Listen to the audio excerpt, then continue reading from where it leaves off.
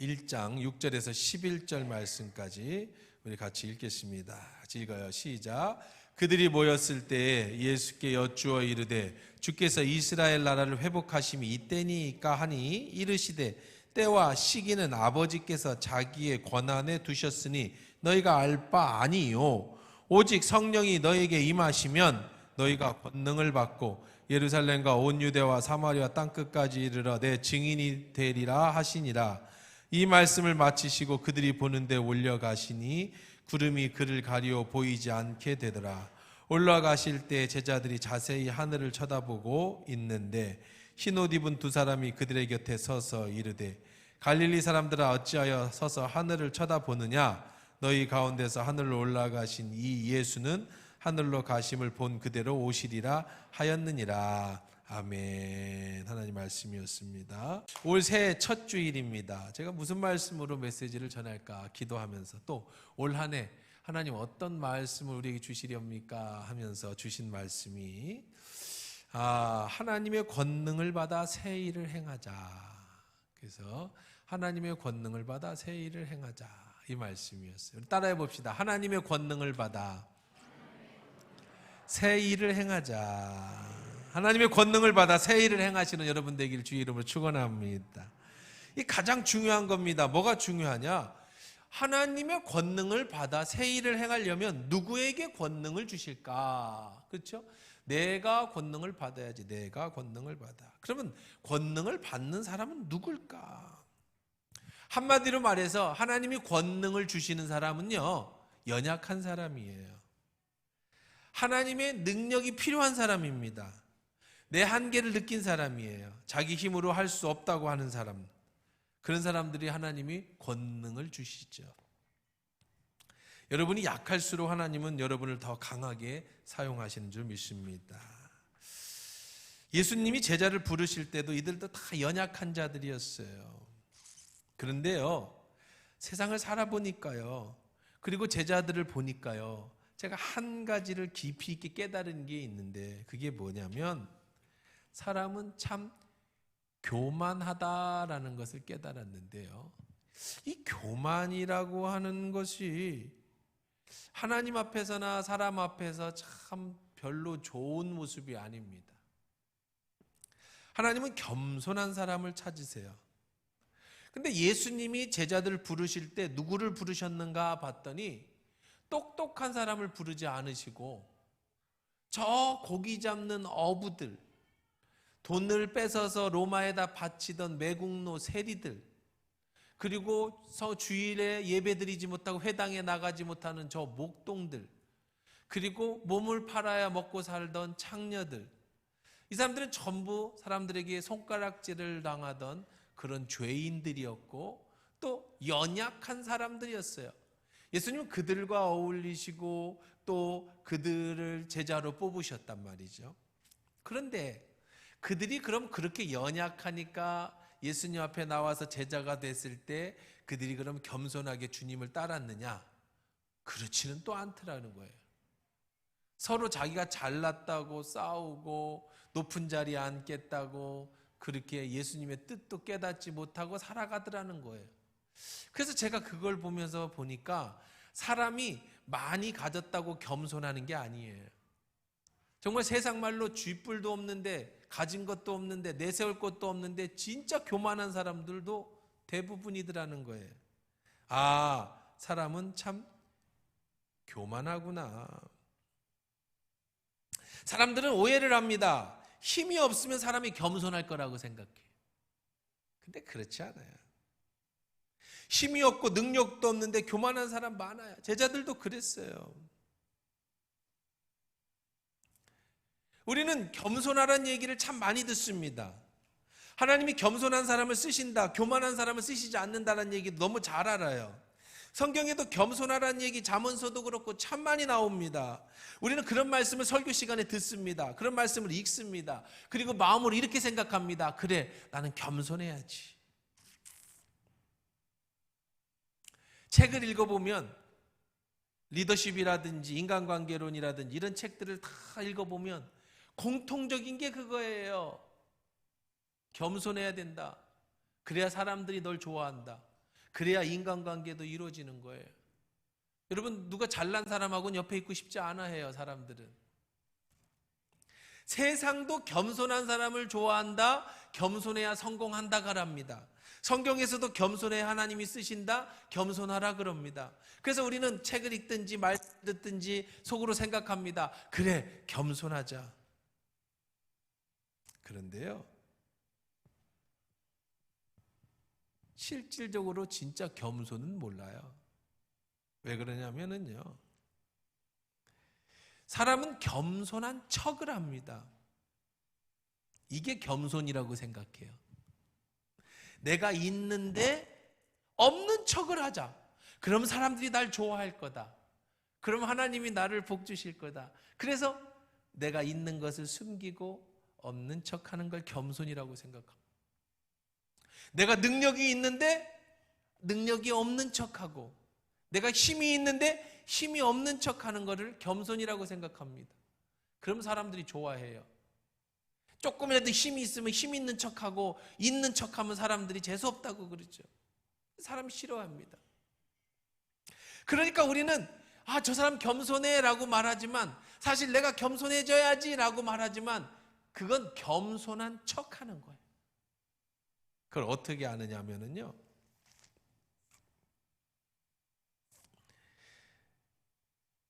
가끔 어느 순간에 어떤 사건 앞에서 내가 정말로 교만하구나,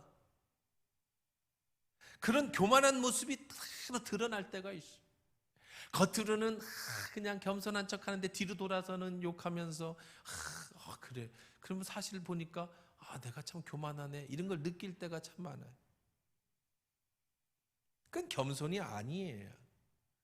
그건 겸손한 척하는 거예요. 아주 얼굴을 잘 바꿔서 인간의 처세술을 잘 배워가지고, 그래서 남들 앞에 정말 없는 척하고 정말 남을 세워주는 척하고 겸손한 척하지만, 그러나 뒤돌아서면은 자신의 본연의 그 모습, 교만한 그 모습이 그대로 드러날 때가 참 많아요. 그때 보면 에이, 내가 겸손한 척하는 거구나. 그런 사람은 하나님이 쓰실 수가 없어요. 그건 겸손한 척하는 거죠. 그러면 진짜 겸손이 뭘까요? 그래서 오늘 제목을 제가 진짜 겸손이라고 잡아요. 진짜 겸손이 뭘까? 하나님이 겸손한 사람을 쓰십니다. 세상 사람도 겸손한 사람을 좋아합니다. 그런데 진짜 겸손이 뭐냐고, 겸손한 척하는 거 말고, 있는데 없는 척하는 거 말고, 강한데 약한 척하는 거 말고, 진짜 겸손이 뭐냐는 거예요. 진짜 겸손이 뭔지 아세요? 진짜 겸손은요, 정말로 내가 철저하게 무능하다라는 걸 본인이 깊이 있게 깨달을 때 진짜 겸손이 거기서 나와요. 무능한 척하는 게 아니라, 능력 없는 척하는 게 아니라 진짜 내가 무능하구나라는 걸 깨달을 때, 내가 정말 아무것도 아니구나. 사도 바울은 내가 정말 죄인 중에 괴수로구나라는 것을 깊이 깨달을 때, 그게 남한테 보이기 위한 게 아니라 진짜 내 내면에서 난 정말 죄인이구나, 정말 내가 괴수로구나, 그걸 깨달을 때 겸손이 나오는 거예요. 무능한 척하는 게 아니라 진짜 무능하다는 걸 본인이 깊이 깨달을 때 겸손이 거기서 나오는 거예요. 연약한 척이 아니라 진짜 내가 너무너무 연약한 존재라는 거나, 그것을 깨달을 때 진짜 그 사람은 거기서 겸손이 나오는 거예요. 자신의 무능을 진짜로 철저하게 깨달을 때, 그럴 때 하나님은 그 사람을 사용하세요. 겸손한 척하는 사람이 아니라 진짜 겸손한 사람을 사용하시는 거예요. 깨어진 척하는 게 아니라 진짜 깨어진 사람을 하나님이 사용하시는 거예요. 이런 사람의 특징은 뭔지 아세요?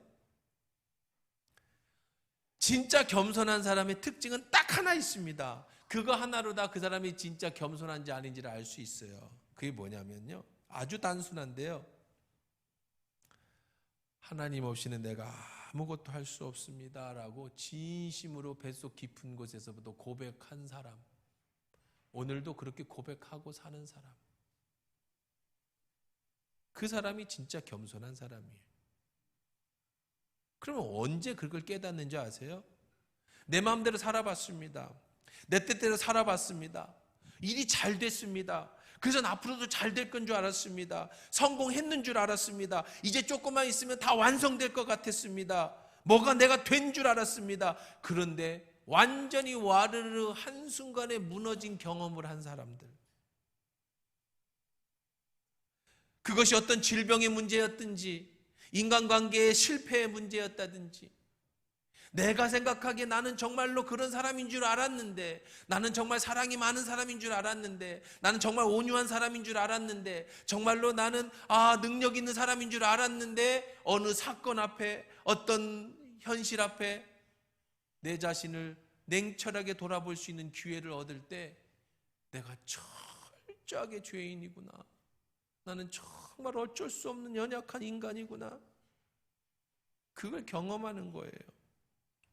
어떤 추잡한 내 더러운 모습이 발견되어지는 겁니다.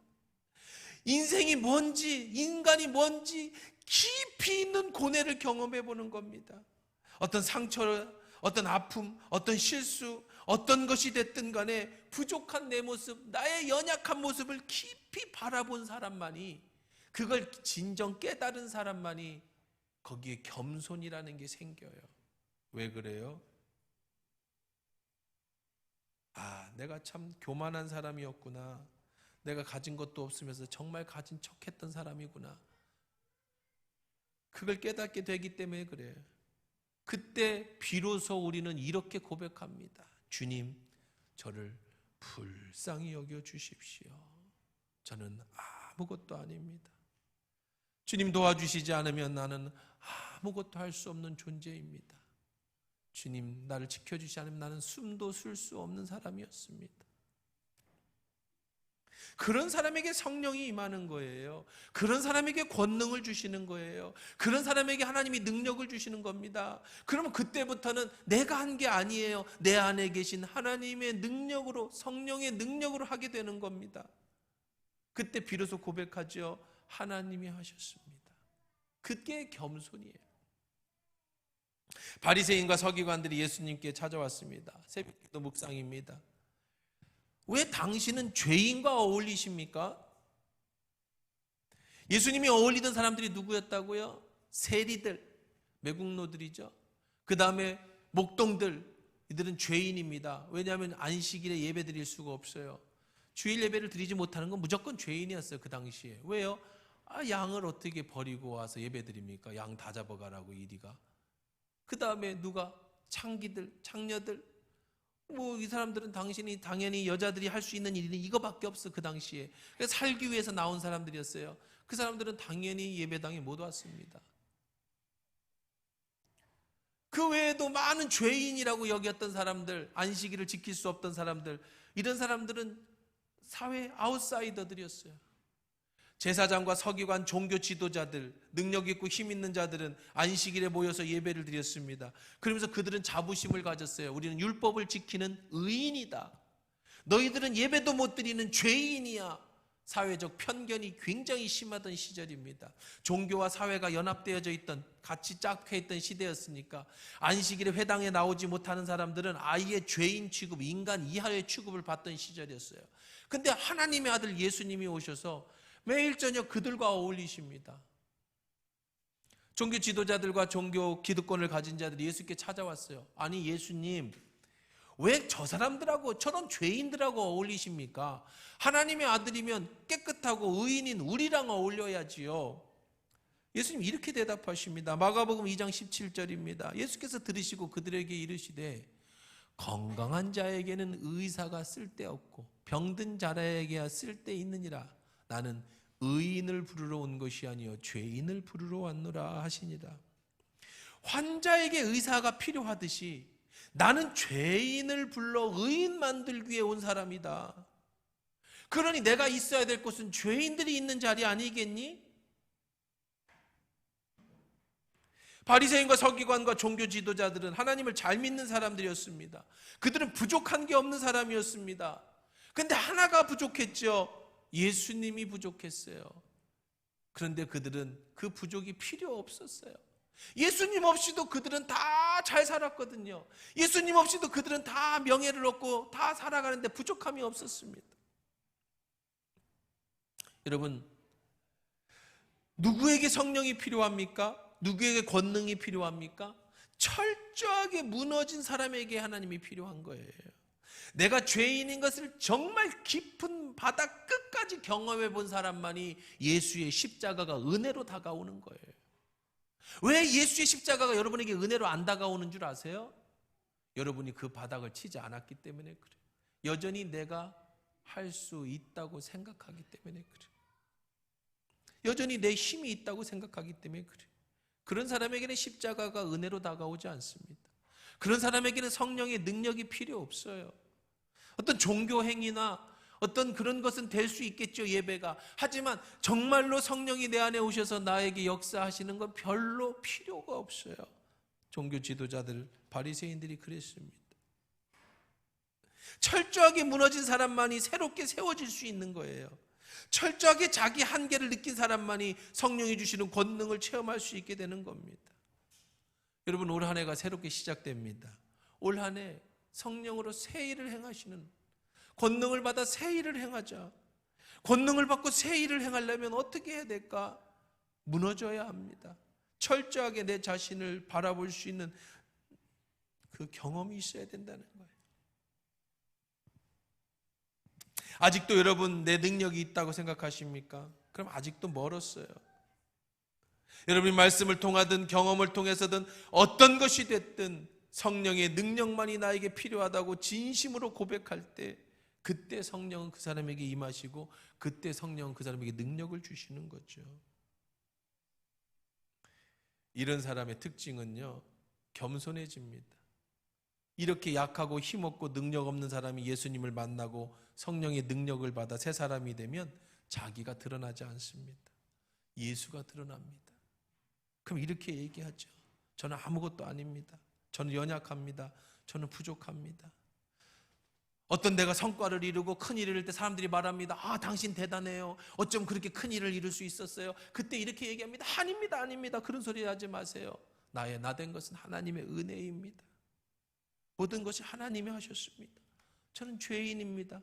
바울은 이야기합니다. 나의 약함이 나의 자랑입니다. 왜요? 내가 약할수록 하나님의 능력이 강해지기 때문이다. 물론 내가 했죠. 내가 성취를 얻었죠. 그러나 이 모든 것은 하나님이 해주신 것입니다. 그렇게 진심으로 얘기하는 게 겸손인 거죠. 아이, 아니에요. 뭘 별걸요. 아이, 누구나 다 할 수 있는, 이런 가식이 겸손이 아니라고. 나는 이런 능력이 없는데 하나님이 나를 이렇게 들어서 사용하신 겁니다. 그것이 겸손인 거예요. 그 사람에게 성령은 더욱더 능력으로 임하십니다. 하나님은 그런 사람을 더 크게 사용하십니다. 저 인생의 큰 위기를 만나본 경험이 있고 인생의 어려움을 무너뜨려지는, 그래서 정말 내가 살아갈 힘조차 없어진 경험이 있는 사람, 그래서 성령이 필요하고 그래서 주님의 능력이 필요하고 그래서 예수의 십자가 보혈이 내게 너무나도 필요한 사람, 그 사람만이 비로소 겸손이라는 단어를 쓸 수 있는, 그 사람만이 하나님의 능력이 임한다는 걸 비로소 아는 사람이라는 거죠. 노예도 그렇고 제 주변에도요, 서울대학 나오신 목사님들이 몇 분 계세요. 물론 대부분 서울의 큰 교회, 대형 교회 목사님들 중에 서울대, 연고대 나오셔서 장신대 대학원 졸업하시고 미국 유학 갔다 와서 대형 교회 하시는 분들이 많이 있지만, 제 주변에는 개척교회 하는 서울대학 출신들이 몇 분 계세요. 제 후배 목사도 있습니다. 저는 그런 분들을 볼 때 이런 생각을 합니다. 아마 다 그렇게 생각할 겁니다. 서울대학까지 나와서 목회를 해? 그런 생각을 해요. 또 하나는 서울대학을 나왔는데 이렇게 개척교회를 해? 이런 생각을 해요. 인간적인 생각이죠. 많은 사람들이 그렇게 생각할 겁니다. 아니, 서울대학 나와서 학원 강사를 해도 서울대학 출신 학원 강사 1년 연봉은 1억은 벌 텐데, 그 뛰어나고 똑똑한 서울대학까지 나왔는데 그래 성도 20-30명 놓고 개척교회를 하고 있어? 이런 생각이 들 거예요. 근데 반대로 생각하면 참 대단하신 분이구나. 얘기를 들어보면 세상의 그 어떤 것보다도 가장 가치 있는 것이 주님의 일을 하는 소명을 받았기 때문에, 사명을 받았기 때문에 그 일을 감당한다. 참 멋있죠. 머리가 좋아서 서울대학을 나왔어도 작은 교회를 할 수 있는 겁니다. 훌륭한 분들이에요. 그러나 또 다른 생각을 해봅니다. 아니, 서울대학까지 나왔으면 사람들이 그 목사님 학력 보고 막 몰려들지 않을까? 서울대학 나왔으니까 사람들이 와서 뭐 좋아하지 않을까? 그렇지도 않다는 거예요. 하나님은요, 보니까 서울대학 나온 사람을 쓰시고 능력 있는 사람을 쓰시고 힘 있는 사람을 쓰시는 게 아니더라는 거예요. 누구를 쓰시느냐? 어느 대학을 나왔느냐가 아니라, 어떤 스펙이 있느냐가 아니라, 여러분이 어떤 능력이 있느냐가 아니라 하나님 앞에 철저하게 부서진 사람. 그래서 주님, 내가 무엇이든지 원하시면 주의 일을 하겠습니다 라고 고백하는 사람. 그래서 그 사람이 20명 목회를 하든 30명 목회를 하든 그것이 하나님이 나에게 보내신 확신이 있다면 그 안에서 기쁨으로 감당하는 그 사람, 하나님은 그 사람을 쓰시더라는 거죠. 좋은 대학을 나오지 못해도 바울처럼 연약하다 할지라도, 나의 부족함이라 할지라도 주께서 쓰신다면, 그래서 어떤 성공을 이뤘다 할지라도 우리는 그렇게 고백합니다. 아닙니다. 내가 한 게 아닙니다. 이것은 오로지 하나님께서 하신 것입니다. 이게 은혜지요. 좋은 대학을 나오고 많이 배우고 똑똑하면 경쟁력이 있습니다. 하지만 하나님은 그런 배경을 쓰시는 게 아니라 얼마나 무너졌는지, 얼마나 깨졌는지, 얼마나 부서졌는지, 그래서 얼마나 그 하나님을 의지하는지 그 사람을 쓰시는 거예요. 만약에 부서지지 않은 사람이 잘 될 수 있는데요, 그럼 어떤 일이 생길까요? 부서지는 과정이 생기는 거야. 아직 그 부서지는 과정이 안 왔다는 거죠. 그럼 부서지는 과정 없이 살면 어떻게 될까요? 그 사람에게는 예수가 필요 없을 수 있어요. 종교 행위는 할 수 있지만 반드시 부서져야 되는 거예요. 인생은 반드시 부서져야 되는 거예요. 그래야 하나님의 은혜를 깨달아요. 그 목사님, 안 부서지고 하나님 은혜를 깨닫는 방법은 있을까요? 있지요. 이게 뭐예요? 말씀을 듣고 깨지는 거예요. 말씀 속에서. 그렇구나. 내가 무너지지 않고 부서지지 않아도, 내가 큰 인생의 위기를 만나지 않아도 주님 앞에 겸손한 모습으로 주님 앞에 무릎을 꿇고 진심으로 주님을 나의 구주로 영접하면 그분에게 하나님의 성령이 임하시죠. 그럼 이 또한 은혜지요. 그러니까 우리 인생은 정말 무너지는 경험을 통해 예수를 만나든, 아니면 말씀의 은혜를 통해 내 자신을 철저하게 내려놓고 십자가의 은혜를 경험하든, 분명한 것은 내가 한없는 죄인이라는 것과 나는 정말 무지하고 무능하다는 사실을 철저하게 인정한 사람만이 하나님 앞에 쓰임받는다는 사실은 매 한 가지 똑같다는 겁니다. 그런 사람에게 성령이 임합니다. 그런 사람에게 능력이 임합니다. 영업을 하시면 최고의 영업사원이 되십시오. 그래서 묻습니다. 어떻게 그렇게 큰 영업을 잘할 수 있었습니까? 아닙니다. 나는 아무것도 아닙니다. 내 안에서 하나님이 해주셨습니다. 하나님이 만남의 손길과 돕는 손길을 통해서 이루어주신 것뿐이지요. 어떻게 직장에서 그렇게 머리가 될 줄 꼬리가 높은 자리에 앉혀주셨습니까? 아이고 부끄럽습니다. 아닙니다. 나는 연약합니다. 하나님이 나를 이렇게 해주셨을 뿐입니다. 그래서 여러분을 통해 예수가 증거되기를 주의 이름으로 축원합니다. 그게 권능을 받고 사마리아 땅 끝까지 내 증인이 되는 삶이 그거인 거예요.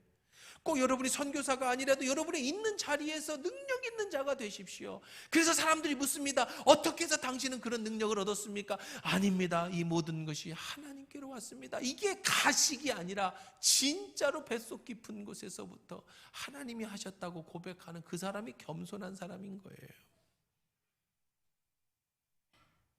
한 달란트면 어떻습니까? 연약하면 어떻습니까? 주님이 나와 함께 하시면, 내 안에 능력이 나타나면 그 안에서 역사가 이루어지는 건데요. 오늘부터 이제 성령 3일간 신년 부흥회가 열립니다. 여러분을 위해서 준비해 놓은 부흥회예요. 늘 말씀드리지만 매년 부흥회를 보면 누군가가 주인공이 꼭 나와요. 하나님이 그 사람 때문에 부흥회를 꼭 인도하시더라고요. 역사하시더라고요. 때로는 어떤 부흥 강사 목사님을 잘못 모셔서 은 다 끝날 때까지 아이고 내가 하는 게 훨씬 날 뻔했다. 속으로 그런 생각을 하면서 낙심하고 있는데 누가 와서 목사님 이번 부흥회에서 제 인생이 바뀌어 이랬다니까. 아 있구나. 그런데도 은혜 받는 사람이 준비된 사람이 있구나. 하나님은 그 사람 때문에 이분을 모셨구나. 이런 생각이 들어요. 그래서 참 저는 부흥 강사 모시기가 참 어려워요. 제가 부흥 강사 협회 회장이잖아요. 그러니까 잘 알죠. 그 세계도 잘 알고 그러다 보니까 최소한 말씀을 잘 전하고 능력 있는 분이 오셔야 우리 교회에서 은혜를 끼치지 어정쩡해 갖고는 이거 안 된다. 이게 참 힘들죠. 근데 이번에 오시는 우리 목사님은 정말 제가 존경하는, 제가 누구를 막 이렇게 존경하는 분이 별로 없어요. 그냥 참 좋은 분이다, 참 따를 만하다 그랬지만 내가 존경이라는 단어를 쓰는 분이 인생에서 아마 5손가락도 안 될 겁니다. 정말 그런 분 중에 한 분이세요. 10여 년 전에 한 15년 됐는가 15년 됐을까 제가 막 이제 교회가 막 성장할 때였어요. 그래서 우리 교회에 새로운 시스템을 도입하자 그래가지고 어떤 목사를 하나 모시고 왔는데 이 사이비인 거야. 그래가지고 그 사람은 이제 이제 2주 집회를 한 주 하고 한 주 쉬었다가 그 다음인데 한 주 했는데 사이비야. 반사이비 거의. 그래서 내가 당신 이상합니다 그랬더니 아닙니다 목사님. 그 다음 주가 중요한 거라 그렇습니다. 그래서 그래요? 그래서 좀 쉬었다가 그 다음 주 첫날 왔는데 중요하게 뭐 중요해 이게 헛소리를 하고 있어요. 막 그 당시에 이제 막 이제 담임 목사를 아마 여기서 완전히 무너뜨려야 할라나 보다. 뭐 그렇게 생각을 했나 봐. 그 사람을 따르는 막 목사들 무리도 막 앉아 있고 약간 딱 사이비 스타일이었어요. 그러면서 제일 먼저 하는 소리가 그때 이제 교회가 저도 어려웠을 때니까 사모가 어린이 방과후 그 선대 사모부터 일을 그만둬야 돼. 교회가 부흥한다. 뭐 그런 소리 했었고 뭐 목사가 정적으로 뜨겁지 않으니까 이 교회가 이 모양이라고 뭐 이런 헛소리를 하고 그래서 제가 그날부로 내일부터 나오지 마세요 그랬어요. 근데 문제잖아요. 무슨 문제야? 집회는 계속되는데 어떻게 첫날 강사를 나오지 말라고 그랬으니까 그랬더니 그 당시에 우리 최영한 장로님이 목사님 아무 걱정하지 마십시오. 모든 건 우리가 그때는 안수 집사님도 아닐 때인데 어디서 그렇게 생각하는지 모르겠는데 하여간 목사님 저희가 다 책임질 테니까 목사님 마음껏 하십시오. 괜찮습니다. 그래서 제가 용기를 얻었어요. 그래가지고 제가 아는 목사님이 없잖아요. 아니 그렇게 뭐 당장 불러올 부흥 강사가 어디 있어? 그래서 이제 이때 우리 오늘 오시는 목사님한테 찾아갔어요. 우리가 장모님 교회고 우리 사모님이 그 교회 출신이거든요. 그래서 평상시 잘 알고 있었는데 오신 지 얼마 안 돼서야 1, 2년 안 돼서. 그래서 목사님한테 부탁하니까 도와드려야죠. 그래서 그때 와서 나머지 부흥회를 그분이 인도해 주셨는데 저는 그때 했던 설교 말씀을 지금도 기억하고 있어요. 얼마나 제게 큰 은혜가 됐는지. 그래서 교회가 잘 넘어갔어요. 그리고 잊어버리고 그냥 뭐 만나면 가끔 인사나 하고 이렇게 살다가 지난번 치앙마이를 갔잖아요. 치앙마이 가서 말씀드린 그 신학교를 가보니까 이 문창교회에서 전액을 다 대서 그 선교를 어마어마한 일을 하고 계시는 거예요. 내가 거기서 깜짝 놀랐어요. 그냥 말로만 들었는데 내 눈으로 보니까 엄청난 일을 해내신 거예요. 그 문창교회가. 그래서 돌아와서 그 목사님을 2시간 면담을 했어요. 찾아가서 만났어요. 그 목사님이 그런 얘기를 해주시는데 정말 제가 꿈꾸고 하나님 앞에 받고 우리 교회가 나가야 될 방향에 대해서 이미 10여 년 전 오신 때부터 계속 그 일을 행하셨더라고. 지금까지. 정말 이분은 내가 존경할 만한 분이구나. 정말 내가 멘토로 따라갈 만한 분이구나. 그래서 바로 목사님 내년 신년에는 목사님 저희 교회 오셔서 집회해 주십시오. 그래서 그때 집회를 그 정도로 제가 정말 저 개인적으로도 은혜를 입었고 그분을 뵐 때마다 정말 본이 되고 존경을 해요. 교회도 그 사이에 선교하는 교회였지만 어마어마하게 성장하고 큰 일을 이루시는 이번 성회가 저 개인으로도 굉장히 기대가 되지만 우리 교회도 이번 집회를 통해 성회를 통해서 하나님의 권능이 우리 교회에 임하는 놀라운 그런 기회가 될 거라는 확신한 믿음이 들었어요. 여러분 한 명 한 명도 이번 기회에 여러분이 다시 한번 성령을 체험하고 능력을 받아서 나같이 연약한 자를 들어 사용하시는 하나님의 놀라운 능력의 주인공들 되기를 주의 이름으로 축원합니다. 그 어느 해보다도 제가 아주 특별하게 여러분 기대를 가지고 있어요. 한 명도 빠지지 마십시오. 주일, 오늘은 주일이니까 오늘 저녁 하면 이틀이에요. 월화 저녁, 수요일도 아니에요. 물론 수요일은 제가 설교할 거니까 나오시고요. 어쨌든 여러분, 이제 우리에게 필요한 건 성령의 능력입니다. 성령의 능력은 누구에게 주시느냐? 절저하게 무너진 사람, 주님 없이는 내가 살 수 없다라고 진심으로 고백하는 사람, 그 사람에게 오늘 저녁 그리고 집회가 기회가 될 겁니다. 이번 집회를 통해서 다시 한번 내 자신을 깊게 닳고 하나님 앞에 간절히 매어 달리고 이번 집회를 통해 성령의 임재가 임하시고 권능이 임하셔서 여러분이 있는 자리에서 능력을 행하고, 그래서 사람들이 물어볼 때 이 모든 것이 하나님이 하셨습니다라고 얘기할 수 있는 예수의 증인된 축복된 한 해 여러분의 인생 되기를 주의 이름으로 축원합니다.